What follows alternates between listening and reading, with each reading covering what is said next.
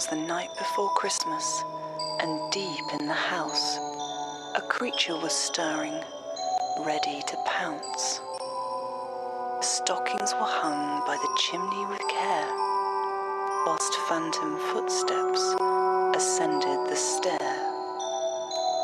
The children were nestled, all snug in their beds, but a dark shadow figure loomed over their heads.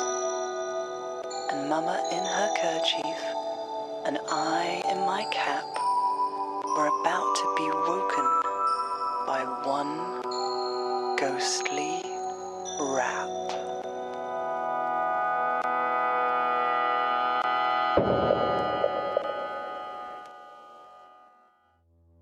Festive greetings and jingly bells. I'm Lil. And I'm Fitz. And you're listening to the Christmas episode of Knock Once for Yes. We've donned our Christmas jumpers and the sherry's on standby. So, Fitz, what festive spooky treats have we got coming up on today's episode? Okay, well, coming up today, we have repeat caller Fraser with his paranormal Christmas story. We've got a haunted dual carriageway, a Christmas jumper doppelganger, and the very first Knock Once for Yes Christmas quiz. Of course, because it's not Christmas without a slightly dodgy Christmas quiz. Also, I actually have my own rather creepy Christmas tale to tell. Very much looking forward to that. But first, what's pinged the paranormal radar this month? Well, just a kind of an amusing little Christmas festive paranormal story I saw in a Cornish local newspaper. It's the White Hart Inn in Bodmin, which is reputedly haunted. The manager lives on site and says that he quite regularly hears footsteps, banging around downstairs, bottles moving and people talking when there's nobody else in the building. But they're quite fond of their ghost by the sound of it. They're not too scared by it. But they decorated their Christmas tree, quite proud of it, took a little picture and put it on Facebook, all with its baubles and tinsel. And they locked up for the night, left the site, and when they came back in the morning, they found the Christmas tree turned upside down. That's interesting. I know, completely upside down. If you look at you can Google the picture, and it's not just like knocked over, it's completely upside down, legs in the air, balanced on the point of a star. That's pretty impressive. I'm not sure I could do that. No, so paranormal in nature or not, still quite interesting and impressive. So yes, they are blaming their resident ghost for it, but they seem quite happy with that. They've actually said they're going to leave it upside down just to appease their resident ghost, which is quite sweet, really. Bless them. Well, I think it's time for our first story, but before we get into that, we shall start question 1 of the Christmas quiz. We shall, and I'm going to be nice. I'm going to give an easy one for starters. So, which London poltergeist caused a media storm in the 70s and was famously investigated by the Society for Psychical Research members Maurice Grosse and Guy Leon Playfair? Bless you, you did start easy with that one. We'll let you mull on that while we hear Fraser from Leicester's Christmas paranormal story. Hey guys, really enjoying the podcast. Thanks so much for using my story on your first episode. I really enjoyed hearing your thoughts about that. Now, when I heard that you were looking for Christmas stories, that made me remember something from my childhood that was actually really spooky. Now, I hadn't considered this before, so this actually predates what I told you guys was my first paranormal experience. So I'm sorry about that, but this is so weird. I hadn't thought about this for years. I was with my sister. We were staying in the same room. We had separate rooms at the time, but it being Christmas time, we would always sleep in the same room. It seemed like it was more of an event, but when I think back, it's probably more an excuse to get us both in the same room so my parents could go down and lay all the presents out from Santa, knowing that we were both in the same room so they could keep an eye on us, and it was easier for them. Now, we'd stayed up pretty late. It was Christmas. We were really excited. We were finding it hard to get to sleep. We knew that our parents, who were the only other people in the house, were sound asleep. It was the early hours of the morning, and we were there, hush whispers, talking to each other, when we heard what we thought was Santa's sack dragging along the roof of the house. At the time, we were thrilled. We were so excited. We were like, oh my God, it's Santa's actually here. We're still awake, and he's here. He's turned up. He's dragging his sack across the roof. filled with toys. It sounded heavy, and we were like, we need to get to sleep. We need to get to sleep right now. We knew that our parents were sound asleep. We knew that no one else was in the house. It had to be Santa dragging something across our roof. Now, obviously, when I think of that memory now, that's kind of terrifying. Like, I have no idea what was being dragged across something above us. I don't know if it was something in the attic, like some heavy box or something like that, but it's just so bizarre to think about it. It's so strange how as children we were just so excited about this. We just assumed that it was Father Christmas, and he was come to deliver all of these toys to us, and he was dragging this heavy thing across the roof. But obviously that doesn't make any sense when I think of it as an adult. I've considered that maybe someone was in the attic above us, but like I said, we knew that our parents were asleep. The attic door was directly outside the room. You need to get a ladder out to get up there. It makes a horrendous amount of noise. Like, it literally couldn't have been that. So I'm at a loss, but it's very, very creepy to me now, and also very Christmassy. So I hope you enjoy that one, guys, and keep up with the good work. Really enjoying the podcast. Thanks. Well, that's some precious childhood Christmas memories ruined right there, isn't it? As far as I'm concerned, you've got three options in this scenario. Number one, Fraser's parents are ridiculously, and I mean Disney level, dedicated to making the Christmas experience real. Two, he's got a seriously overweight squirrel in his attic. Or three, there's something a bit odd going on up there. Well, yeah, see, my parents were actually ridiculously, almost Disney level, dedicated to making the Christmas experience magical. We had nibbled carrots that we'd left out for Rudolph. And one year, this was incredible, I remember coming down and there were sooty, snowy boot prints all over the living room carpet. I mean, that is some Disney-style dedication there. That's pretty impressive. I don't know how they did it.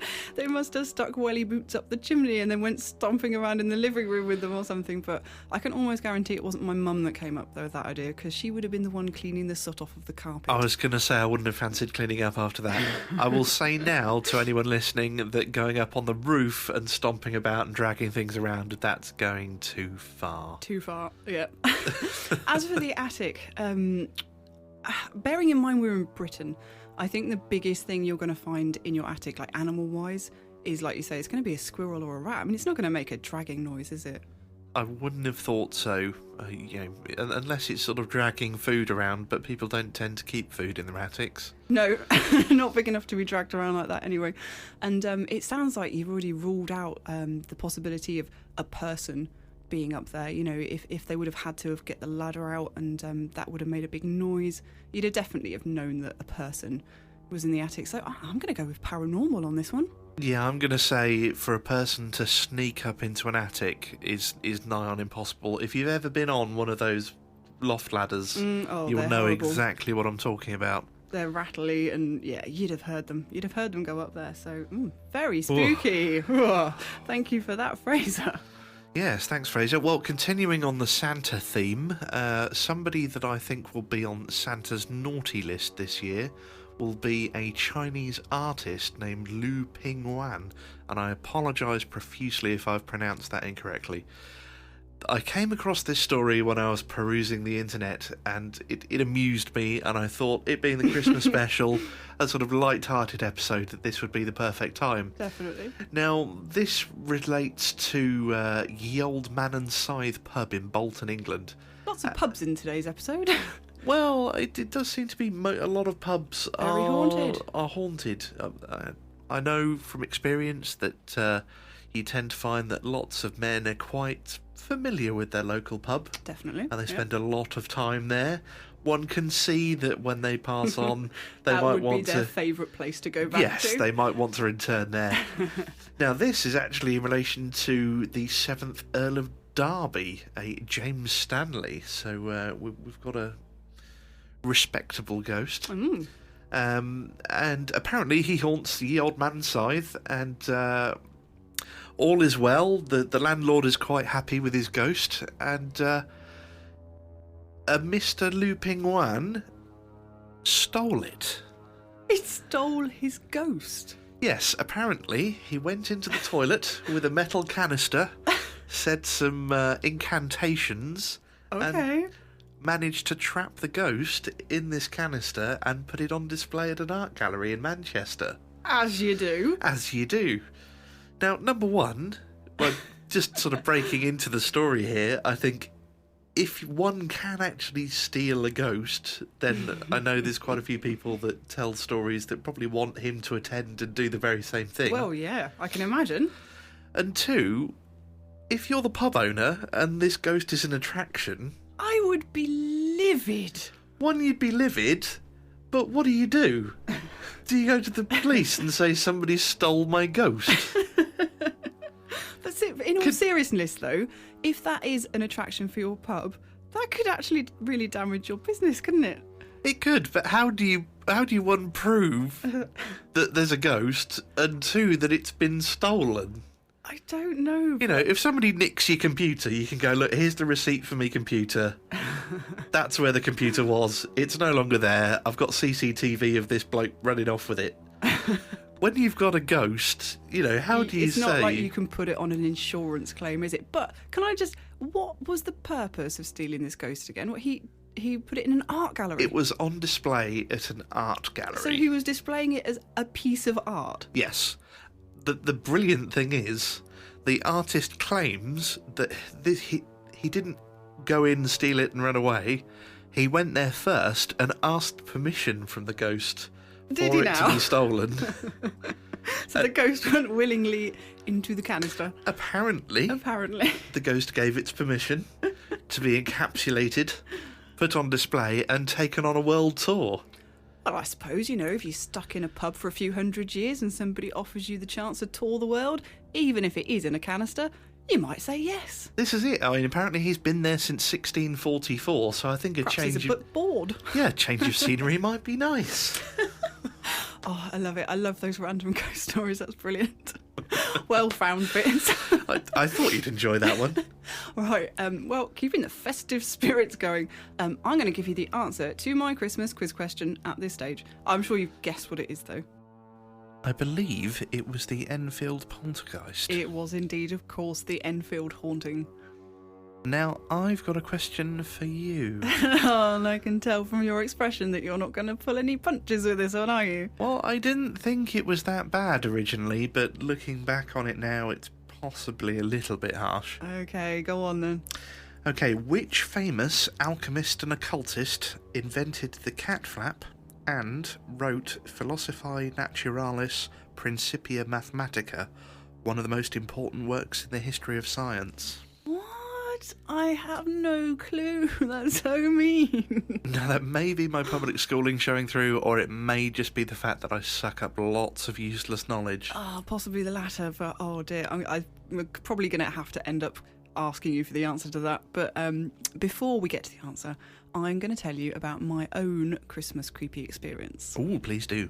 So, it was Christmas Eve, and me and my siblings always had a midnight feast on Christmas Eve because, like, obviously, feeding a load of sugar to kids that are already too excited to sleep is a brilliant idea. But fantastic. Whatever my parents' reasoning was, we had fallen asleep in a bit of a sugar coma, and I was woken, and it must have been like the early hours of the morning, by the sound of a baby crying. Ooh. Yeah. Obviously, I'd been asleep, so when it first woke me up, my brain was sort of struggling to make sense of it, and my initial thought was the only logical explanation is that this is my little brother, and I thought, oh my god, I better, something's wrong, he's had a nightmare, I better get up and go and check on him. So as I was sort of stirring myself and trying to get awake enough to go and do that, I sort of sat up in bed and looked down and realised that my little brother was actually asleep on my floor. Oh. Yeah. So I sort of froze at that point. And the crying had stopped while I was doing all this, and I thought, what do I do then? My brain was struggling to search for a logical answer to this conundrum because there were no other children in the house. And as I sat there thinking about it, I realised, like, it really was the sound of a very small child cry, a baby cry, and my brother really wasn't that young. And then it started again. Ooh. The sound of a baby crying, and I just didn't know what to do. So I froze, basically. I imagine you would. That sounds horrifying. It was truly creepy. It really was. But to make it worse, at that point, while I was thinking, I literally don't know what to do with this information, the sound of footsteps started walking across the landing from what would have been my brother's room, and clearly he wasn't in it. Oh. And I was just like, I just don't know what to do. So I just sat there. Terrified as the footsteps walked directly towards my room. They stopped just sort of a few feet from what would have been my bedroom door. And again, I just continued sitting there being frozen and terrified. And then nothing. Just nothing. No sound. The house was still. It was quiet. Nobody was moving. Everybody would have been asleep. And I waited and I waited and I waited for the footsteps to leave, and they never did. Oh, that's terrifying. Although that does sound like a lot of stories you hear, that they sort of stop before you reach the point you expect them to. Yeah, they never made it to the bedroom door. They made it close, but they never turned around. They never went away. And then it just literally everything, all noise ceased. Oh, that's terrifying. I know babies crying is just, it's programmed in part of your brain for you to react to that. Definitely. Oh, and knowing that you didn't have a baby in the house. I presume you weren't living sort of in the countryside at this point, because I know foxes can sound like crying definitely. Babies. Yeah, I've heard them, and this was not that. Because I've heard them, so I can tell the difference. And you're quite right. I mean, foxes make some terrifying sounds, actually. Oh, God, it's yes. really eerie. But no, it definitely wasn't that. And with the footsteps as well. Yeah. When there was clearly nobody living, walking around in my house. Because obviously I sat awake for, probably hours after that, waiting, not really knowing what to do and wondering if something else was going to happen. And there was nobody else moving. Everybody else was asleep. So yeah, it was pretty freaky. Like I said, this was the house where I first saw my first full-bodied apparition, and it's just another classic example, really, of how that house was absolutely fine, like 90% of the time, and then randomly something really creepy and slightly sinister would happen. I remember I moved out of that house into my own place years later. And I went back one night to see my parents, and I actually stayed the night. And by this time, they turned my room into a guest room, so it was just like wasn't a loft bed anymore. It was just a normal bed, and there wasn't a lot of furniture in there, so there wasn't stuff underneath the bed. And I'd kind of, with rose-tinted view of my childhood memories, forgotten about the creepiness of that house.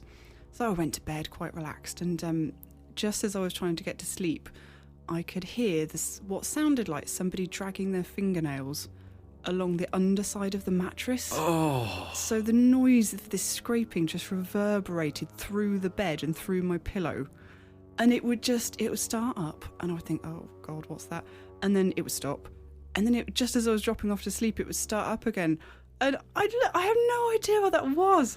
And I just remember laying there thinking, oh God, I'd forgotten how creepy this house could be. I don't want to be here. Oh, you've got some truly horrifying stories this month. That was really disturbing, that experience with the sound. It literally sounded like somebody was scraping their fingernails on the bottom of the mattress. Just to be sure, you didn't have a cat or a dog or a pet that might have scratched. No, my mum was very anti-animal. She didn't like the mess in the hair and stuff like that. I mean, trust me, there was no animals in the house. There was no sort of pests either. My goodness, we would have known about it if there was. But also there was nothing really under the bed. Because it had been turned into a guest room, you don't get like the random boxes and stuff like that you might find under your own bed. It was empty.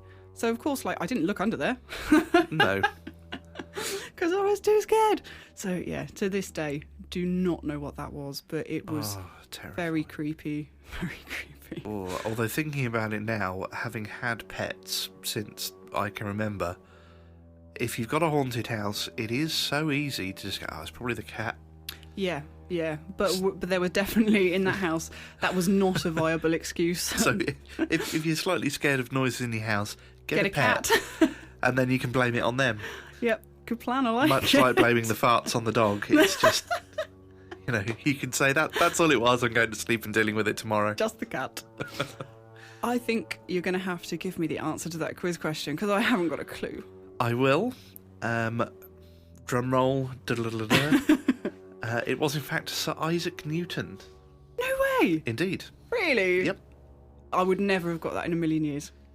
Yes. Very cool. Amazing brain. Slightly odd chap in some of the things that he thought. But yes, laid down the foundation for modern mathematics and physics and invented the cat flap. That's a very geeky question. Apologies, we've covered this before. I'm a geek. Massive geek. Well, I don't think my question's going to be as good as that, but here it is anyway. Which sisters are sometimes referred to as the founders of the spiritualist movement, but later confessed to hoaxing their communication with the dead? Oh, you're making it too easy.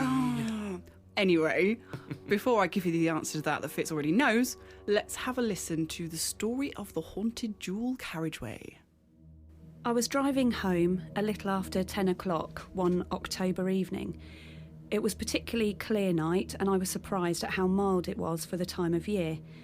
The road I was travelling on was normally a busy dual carriageway, but as it was after 10, it was empty.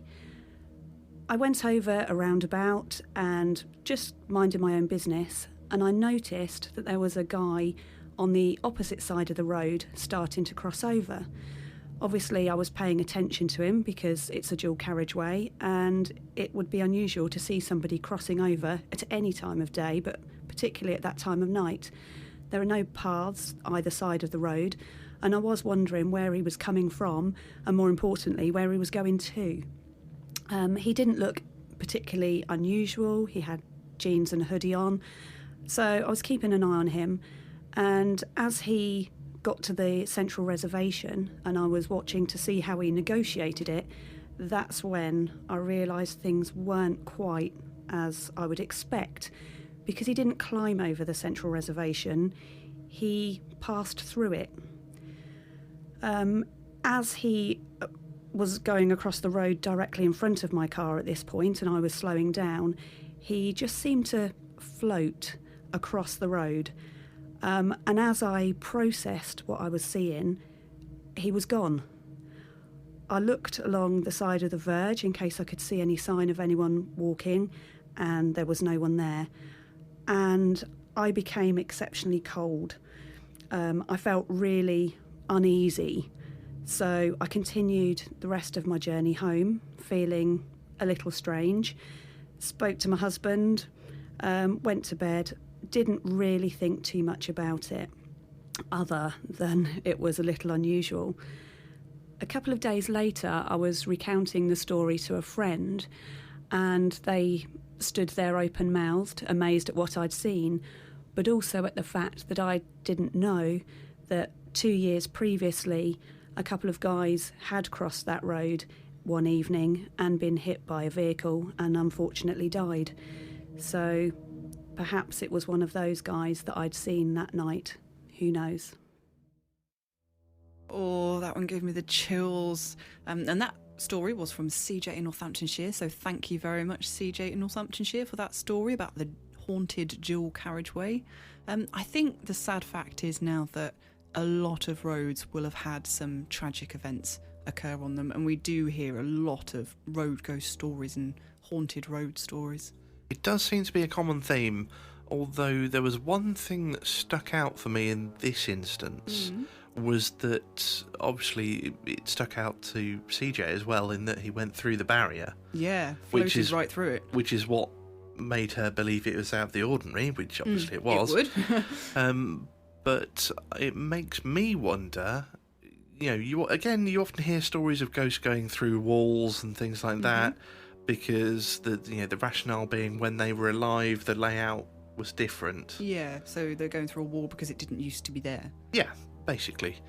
Whereas when she spoke to her friend was saying that the accident was quite recent, and it makes me wonder. Is it from that incident, or is it an older incident? Yeah, if it was a recent incident, you'd have thought that as far as whatever it was aware the barrier would be there.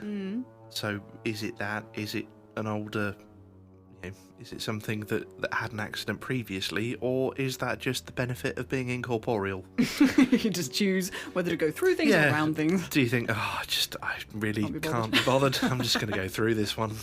Well, I think there has been a road there for many, many years, and I don't think it was always a dual carriageway. I think the original road in question wasn't a road, so there would not have been a barrier there at that time. So it's a possibility that it is actually just from a previous incident rather than a more modern one. But also it could be, ghosts just couldn't be bothered to go around the barrier.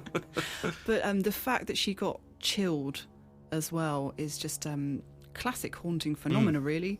The human body being a barometer for the fact that something is not quite right, and that coldness that she felt afterwards. It's not what you want to encounter driving home on a dark night, really, is it? No, not at all. Very creepy, very creepy. Should we lighten the mood a bit? Let's do that. Let's find out the answer to my quiz question. I'm pretty sure you know this. I believe that it was the Fox sisters. Yes, Smarty Pants. It was, in fact, the Fox sisters. They became famous for supposedly communicating with the dead. During seances, they would ask people that were known to be deceased questions, and the dead would supposedly respond by taps and knocks. And one of the sisters later came forwards and confessed that they actually caused these taps and knocks themselves by cracking the knuckles of their toes and other fairly grim things like that. But it must be said, it was only one of the sisters that confessed to hoaxing the paranormal incidents, and the other sisters remained staunchly that they were in fact real paranormal phenomena. That I did not know. No, see, not such a smarty pants after all. Apparently not. No, and then later, the sister that originally confessed to the hoax tried to recant that confession. You see, now I thought they'd all recanted. No. And that it was just that the sort of spiritualist movement had taken off so much that their admission hadn't sort of taken root. Yeah, no, it wasn't. It was only one of the sisters that made a public confession. The other sisters maintained that the paranormal phenomena was real. I stand corrected. Indeed. So what's your quiz question for me then? Okay, I think this one is a little bit easier than my last one. We'll see. Okie dokie. Which parlour game, introduced in 1890 by businessman Elijah Bond and now owned by Hasbro, has since become associated with the occult? Actually, I think I do know this one. Yay me! But before I give you the answer, because you know how much I love haunted dolls, I believe you have a creepy doll story of your own to share. Yes, well, oddly enough, this one's been rattling around since we spoke about the haunted doll of Findon in the first episode. I'd completely forgotten about it. Yeah. Creepy though the situation was. And it sort of slowly brought its way back, so I thought I'd share it with you. I used to look after an old social services building when it was empty, obviously, so no staff. Vast majority of the furniture had been removed. We had a security contractor that do the majority of the security, and the building was alarmed, so I didn't need to visit the place very often. When I did, there was one room that had a chair inside, and on that chair was sitting a stuffed doll. Oh, why? Yes, it was just from that situation a bit creepy. Yeah, that's creepy enough on its own, to be honest. But I'm an adult, and I witnessed the doll in the chair and just went, ugh, yeah, that's horrible, and shut the door and didn't think much more of it. Now, the room it was in, most of the rooms in the building faced the outside of the building, whereas this faced a sort of inner courtyard. And there was ivy growing over the window as well, so there was very little light in there. It was a very dark room. So it was sort of, the creepy room in the building to start with. Yeah. So, again, did what I had to do, wandered off, and, didn't think much more of it. Later on, we were coming to dispose of the building. So I was spending a bit more time on site, taking people around it, have a look, making sure all the maintenance was up to date, that sort of thing. So I was spending a bit more time there. And each time I went to the building, the doll was in a different place in the room. Oh, no way. Yes. So I would find it on the windowsill and, next to the chair. Oh, my or God. The worst was when I went into the room and it was propped up in the corner facing the wall. Oh, you're kidding me. It's just like out of the Blair Witch Project. But with a doll, which is even worse. It was literally like, when you're scolding a naughty child, go and stand in the corner. It was just propped up in the corner facing the wall. And yes, it was a little bit terrifying. So I assume that, my security contractors playing games with, Yeah, you'd think either somebody me was messing with you. or one of the other security contractors. Yeah, I thought, definitely. they're obviously sort of playing a game with each other or what have you. And again, didn't think too much more of it until this kept happening again and again and again. And I thought, right, okay, what I'm going to do, I'm going to ask the contractor for the log for the alarm system. Okay. Because every time the alarm's triggered or you turn the alarm off or put the alarm on, there's a log. So I got the log, and bar a couple of occasions, every time I'd been inside the building, I was the last person to have been in the building. Oh no. That is awful, to actually have known that there'd been nobody, for sure, Yeah. nobody else in that building between your visits. Yeah, there was a couple of occasions where they'd been in, I think if there'd been a broken window or that sort of thing. But when I say broken window, it was the windows with sort of multiple panes of glass with wooden frame in between. Oh, So, the old-fashioned ones, so just a little pane, not a pane somebody could get through. no, not something anybody could crawl through unless they were the size of a ferret. Literally sort of the little windows, so they'd had to go in to sort of board them up sort of thing. But that was only on, like I say, one or two occasions. The vast majority, I was the last person in the building. And then the first person in the building and the the first next person time. back in, and it had moved each time. Oh, man. Now, further to this, there was one time I went into the building and not only had the doll moved, the doll had gone. Oh, my God. So you were looking behind you, expecting it to run up on you.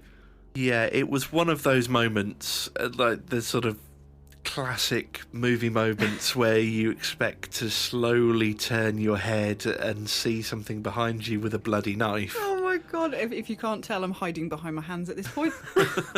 Luckily, nothing there. Doll had actually gone and Proper wasn't disappeared. hiding somewhere waiting to pounce. It later turned out that a colleague of mine had taken it. Why? Well, this is the odd thing, because my colleague was a 40-something single man, and not that 40-something single men can't have an interest in dolls. Oh, that's fine. No problem with that, but it wasn't one of his interests. He just said that he felt an urge to take it. Do you know what? That is so weird, because I have heard other haunted doll stories like this, believe it or not. I've heard read a few stories where people have randomly come across a rather creepy looking doll, like in a tree or at the side of the road, somewhere you just would not expect to find a doll. And for some reason, they've picked it up, and they've actually said that they have felt a strange urge to take it with them. And it just doesn't make any sense, does it? Because if that was me, if I found a creepy doll in a tree, I'd be like, leave it alone, walk away. Yes, I did not have the urge to take the doll. Although he did mention that when he took it, the doll was sat in the chair. Which presumably Which it hadn't been the last Oh, time I'd been. Which No. again was a bit freaky. He just said he'd gone into this room. I think I was off one day and he was doing one of the viewings for me. And he said he saw the doll sitting in the chair and thought, oh, I'll take that. And for didn't some really bizarre reason. didn't really know why. But to make the story even more creepy, he fairly quickly decided that he wasn't really into the doll, and that perhaps it ought to go somewhere where somebody might like it. So he gathered some of his things, I can't remember what else he'd got, but to take to a children's centre, local children's centre. So he packed the doll in the box with a few other things, and he said when he went to take the box to the children's centre, the doll was on top of the box. Oh no! Again, Did you say he lived alone? Yeah, he lives alone. So there was there was nobody that was going to go rooting around in that box No, and taking the doll out. no. Clearly a haunted doll. Very, very freaky. Oh, what is it about dolls? Don't understand. Oh, goodness me. Oh, right. Creepy, creepy, creepy. Again, to lighten the mood, I think, with the back to the quiz questions. I think I know the answer to your quiz question this time. Come on then. Is it the Ouija board? It is the Ouija board. Hooray! Well done. Finally, I got one right. Well, okay, so I've got a question for you. You might know the answer to this, but I'm not sure. So, which TV paranormal investigator is actually the nephew of Ed and Lorraine Warren? Oh, I know this one. I think I know it. Can you remember the name, though? I think I need some thinking time. Well, while you're thinking about that, shall we listen to our Christmas jumper doppelganger story? Definitely. It was Christmas jumper day at work, and I'd bought a jumper especially for the occasion. I'd gone to work feeling rather festive and decked out, but when I arrived, everybody else seemed to have forgotten. My co-worker arrived shortly after, and when she came in, I noted disappointedly that she hadn't remembered either, and was instead wearing one of her favourite pale turquoise jumpers. As soon as she saw me, she exclaimed, "Oh no, is it today?" "No worries, I've got mine in the car." She promptly went back to her car and changed into a black and silver Christmas jumper. A mere half hour or so later, I headed to the bathroom, on my way passing the front door, which has a clear glass window in it. I did a double take as I passed, as I could plainly see my co-worker, apparently walking from her car, which was parked directly outside, no more than 6 feet away, and walking back towards the front door. Her hand was still on the car door, as if she had just shut it, and she was once again wearing her original pale turquoise jumper. I paused because I couldn't work out how she had sped down the corridor without me seeing her. I could have sworn she was sat at her desk when I left the room. I thought it was a shame she changed back to her normal clothes, but I figured she must have been too warm or something. So I shrugged to myself and carried on to the bathroom. Walking back down the corridor, I thought she must still be outside, and I wondered if she was okay. The bathroom is right next to the front door, which makes a loud, unmistakable noise when opened, and I realised that I hadn't heard her come back inside. By this time, I'd got back to the office, where I stopped in the doorway, aghast to see my co-worker, still sitting at her desk, wearing her black and silver Christmas jumper. Shocked and confused, I asked her, "Have you been here the whole time I was gone?" "Of course," she replied, giving me a strange look. I told her what I had just seen, and she assured me she hadn't moved from her desk. I'm pretty sure she thought I was being bonkers, but she humoured me when I asked her to show me the jumper she had come in wearing. She took it out of the bag under her desk, and there it was, the pale turquoise jumper. The experience really rattled me. I am certain that it was my co-worker I saw, and not someone else who happened to be wearing similar clothes. I was close enough to see facial features, and to recognise my colleague's distinctive walking gait. But obviously she couldn't have been in 2 places at once, wearing 2 different sets of clothes. So I'm left wondering, what exactly did I see? Now, as far as I'm aware, there are 2 paranormal theories that would account for this sort of experience. Okay. One of them being a doppelganger. The doppelganger, definition of which, if you don't know, is an apparition of a living person. So more like the ghostly sort of visage, but not somebody that's deceased. Indeed. and also it's possible that it's some kind of time slip. Yeah, now that's interesting, actually. I have had a few paranormal encounters myself that have seemed more like that kind of time slip. I call them ghosts for ease of use, for ease of explanation, really. But I've seen some ghosts, for want of a better term, that have seemed as surprised to see me as I am to see them, almost as if I'm the ghost in their reality, and they're really surprised to see me there, which is weird. And does sound more like something's gone a bit wrong with the time-space thing. Yeah, I've often thought this about a few things when you watch the programs on television and you see the evidence from other paranormal groups, and some of the most common voice responses they tend to get are hello, yeah, and get out of my house. Yeah, actually. So, You're and right. if you were in your house and you thought you heard somebody wandering around, what would you say? You'd go, hello? Is anybody there? And then if you heard it again, you'd be like, get out of my house. That's just really interesting. That could account for a lot of creepy get-outs, which, yeah, you're right, they pop up all the time, don't they? Yeah. It's one of the most common things to catch in an EVP is get out, hello, or help, actually, which also is something you'd say if you came across somebody you weren't expecting in your house at night. You'd Yep, shout quite help. possibly. That's interesting. So, yeah, maybe a time slip. Indeed. Interesting theory. So, quiz question answer. Indeed. I believe that the answer you're looking for is John Zaffis. Oh, well done. I really thought you wouldn't get that one. Yes, it was indeed John Zaffis of Haunted Collector fame. Oh, good. I kind of missed that show. It was like Antiques Roadshow for paranormal enthusiasts. That's quite good. That's a good description. I like it. So, do you have a quiz question for me?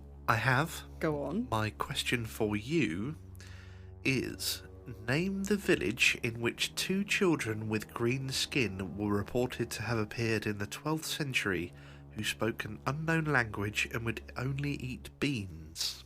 Oh, I've heard of this one. I'm going to have to think on it. But I'm sure I know it. Carry on thinking. I will, but in the meantime, we'll go to our Myths and Legends segment, I think. And this episode, we're going to talk about a rather modern urban legend. If, in fact, it is an urban legend, it's kind of a hotly debated topic, actually. We're going to talk about black-eyed kids. Ugh. I know, inherently creepy. I'm trying to decide whether black-eyed children or haunted dolls are more creepy. Oh, yeah, it's a difficult one, isn't it? We may have to put a poll out on it. Definitely. So, you've probably heard of black-eyed kids, but I didn't know the history of where it had come from, or supposedly come from originally. Like I say, it's kind of a hotly debated topic. Some people believe that this has been spawned entirely by the internet, much in the same vein as Slender Man. Oh, right. I thought it was older than that. Well, yes, turns out it kind of is, so we'll get to that bit shortly. But for now, it's widely believed that the term black-eyed kids stems from a sighting in the mid to late 90s that made waves on internet message boards, hence why a lot of people think that it may be an internet phenomenon rather than a paranormal phenomenon.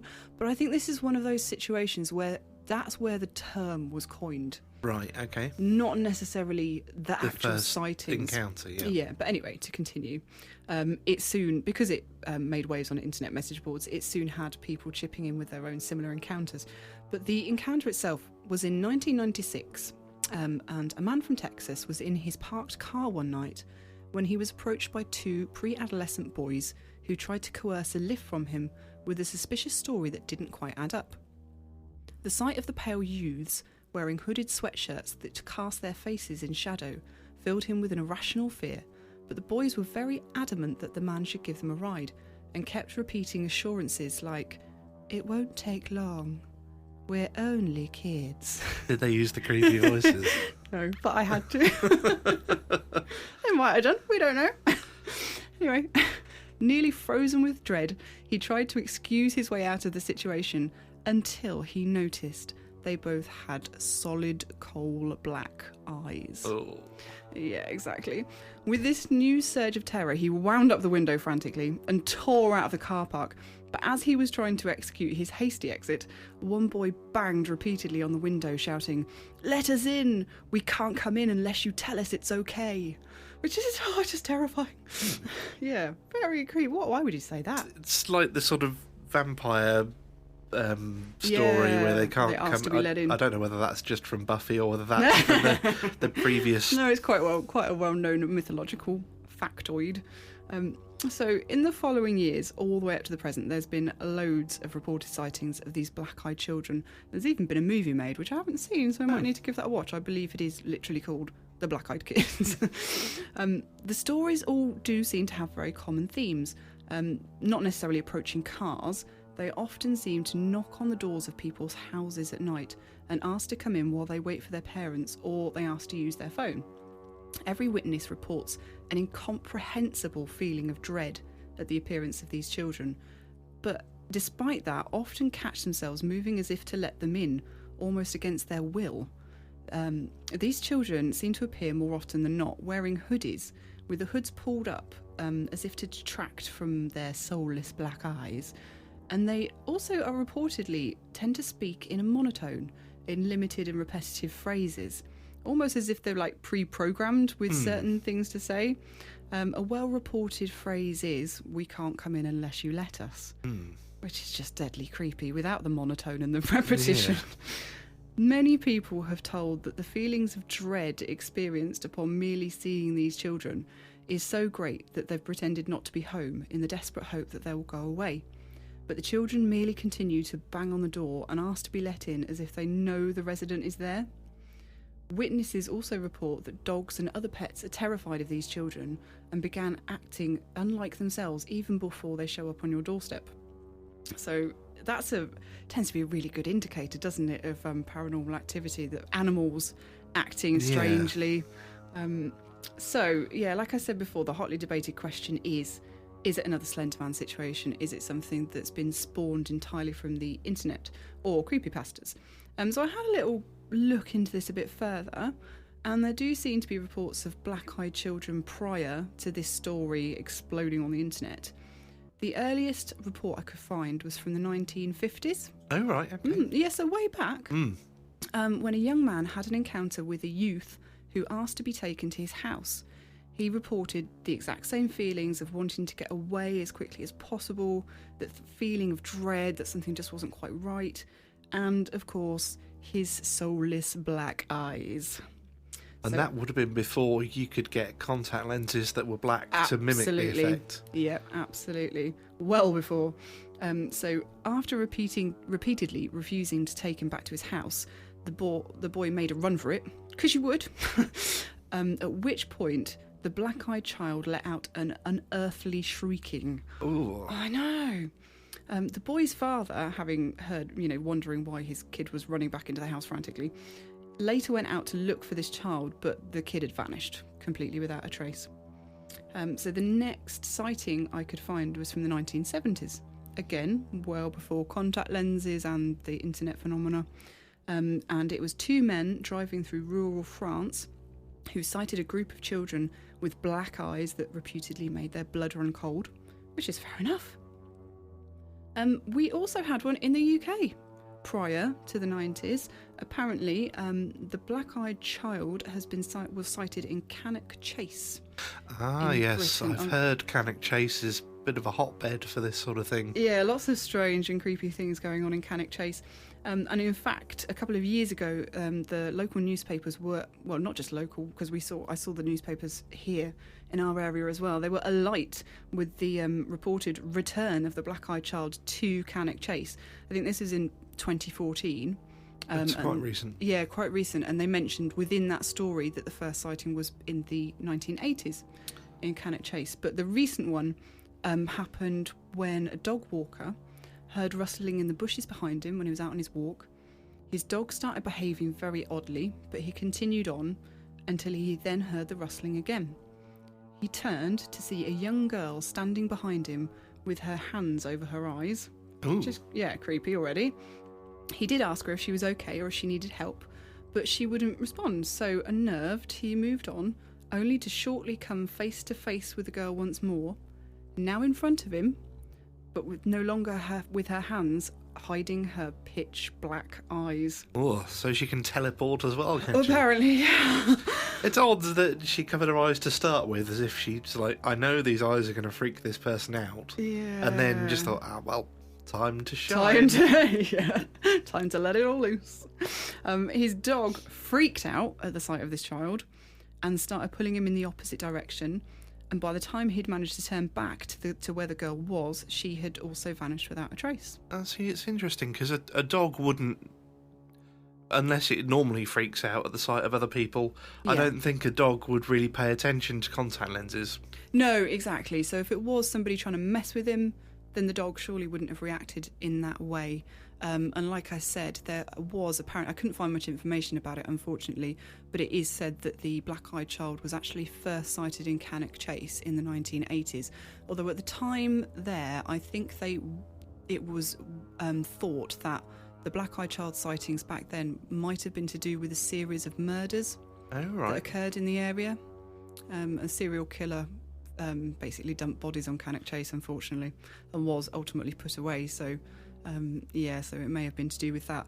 But it does sound to me like there is some basis in paranormal phenomena to the story. I mean, it's difficult to tell because it became such a big internet phenomenon.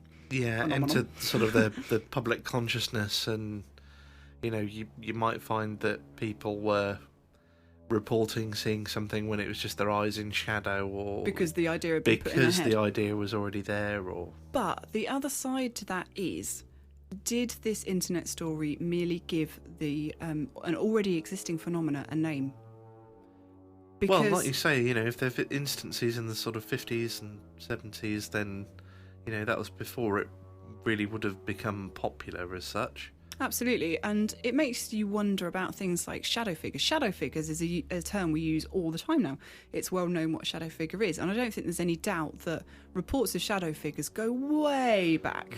I mean, there's been reports of shadow figures for decades and decades, but they weren't necessarily called shadow figures. No. We've recently given them that term, and I think it's easier to come forward and tell a story if there's sort of an identifying label to further the explanation. Mm-hmm. So I do have to wonder, with the black-eyed kids phenomenon, is it phenomenon? I can't say phenomenon today. Terribly sorry. Is it just the fact that now there is a label to sort of semi-explain, set the scene and make it easy to explain? Has it just made people more comfortable to come forward and tell of their encounters? Yeah, possibly. I mean, if you've got an odd story like that, you're going to think, oh, no one's going to believe me. But if it sort of entered the public consciousness as a thing that happens, you can say, oh yeah, that happened to me. Oh, yeah, exactly. Like I say, with shadow figures, it's quite easy to come forward and say, I see a shadow figure. Everybody knows what that is. It doesn't require much further explanation, and it doesn't sound as out there and kooky because it is already in the public consciousness. But, well, I'll tell you what I want to know. What? I want to know what happens if you let them in, or you give them the lift, or whatever it is that they're asking for. I don't want to know. And has anyone ever done it? Well, I don't know. Listeners, have you ever let a black-eyed child in? Please let us know, if you're still around to tell the tale, that is. I think if I saw a black-eyed child, that wouldn't cross my mind to experiment with what happened if you let one in. I think I'd just be running away. Fair enough. Running far, far away. So a nice little creepy story for you, and something to think about maybe before you open the door to the carol singers this Christmas. Might just want to check their eyes.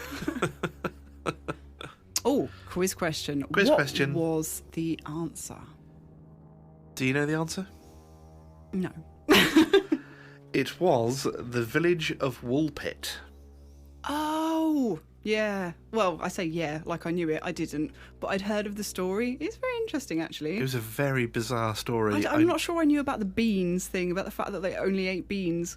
It was really, really strange. The two children basically showed up at the village, not speaking any English, and, like I say, refused to eat anything but beans to start with. Is that what made them green? Well, no, they were already green. Oh, okay. And they claimed to have come from, I believe it was St. Martin's Land, which was underground, apparently. Okay. But they discovered this after the girl, it was a boy and a girl, the girl learned English as she grew up. The boy, unfortunately, sickened and died. Oh. But yeah, she grew up learned English, lost the green skin, and became known as a wanton young lady. So I think, she was obviously a woman of loose morals. Oh, I see. Oh, dear. Whether that was because she came from the St. Martin's land of the Wherever people with the that may green be. skin, but, This is a very old story, isn't it? very, very old. I think it was 12th or 14th century. I did say 12th century, didn't I? Yeah, 12th century. 12th century, yeah. So really, really old story. Very but- old story. Yeah, very interesting. I didn't know about the beans. I've learnt something new. Well, I think that more or less brings us to the end of the episode. It does pretty much bring us there. Before you go, I'd just like to say thank you to everyone for sending in your stories. Yes. Please do keep sending them in. If you want further details, then just visit the website notonceforyes.com, and that will show you all the ways you can send your stories in to us. And I think one last thing before we go, we have some Halloween Christmas crackers. I promised there would be party hats. So here we are. The Halloween Christmas cracker. You've got to pull both at once. Ready? Ow! Get my party hat. Is there a terrible joke? Is there a terrible ghostly Christmas joke? Yes, there is, and it is terrible. Are you ready for this? I'm ready, bring it on. What do ghosts eat for dinner? I don't know. What do ghosts eat for dinner? Goulash. Oh, I know. I'm just going to put my party hat on. Excellent. Right, that really is the end of the show now. very fetching. I know. We hope you all have a fantastic Christmas. Thank you for listening this year, and we will hope that you will join us in 2017. Indeed, for those of you that don't celebrate Christmas, happy holidays, happy Hanukkah, Merry Kwanzaa, whatever it is you celebrate or don't. If it's just a few days off work, brilliant. If you're at work, I'm terribly sorry. We hope this podcast helps you enjoy your time at work. Indeed. And a happy new year.